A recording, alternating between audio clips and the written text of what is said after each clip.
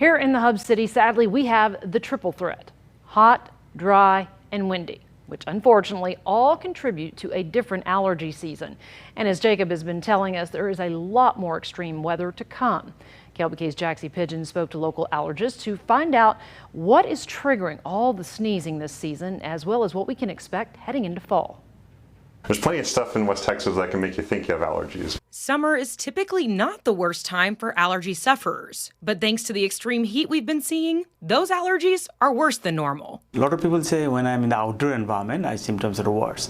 Cutting grass, mowing lawn, storm, thunderstorm, etc. make the symptoms worse. Over the last month, Lubbock has seen 22 days in triple-digit temperatures, creating the ideal environment for allergies to thrive. When it's kind of really hot and dry, that tends to make it so that the pollen will just kind of fly around more and not, settle on the ground with rain. As summer starts winding down, weed season picks up. In West Texas, we get a lot of tumbleweed, but you can also get ragweed, careless weed, firebush. There's a lot of weeds.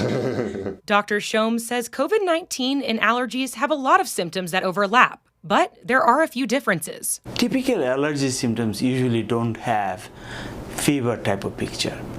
On the top of that, allergy symptoms are more chronic in nature. They last for many weeks to months. Infection, on the other hand, symptoms are acute in nature. From now until October, ragweed will thrive. And with our strong West Texas winds, billions of pollen grains can travel for hundreds of miles, making it difficult to avoid. Try to make sure you can take some over-the-counter medicines, or especially when you come home, maybe use a saline rinse for your nose, take a shower. Make sure you keep your windows rolled up. If your symptoms become unbearable, Dr. Tarbox recommends seeing a board-certified allergist to get a better handle on management. With an allergist, you get really directed therapy and hopefully long-term tolerance and less medicine. Jaxie Pigeon, KLBK News.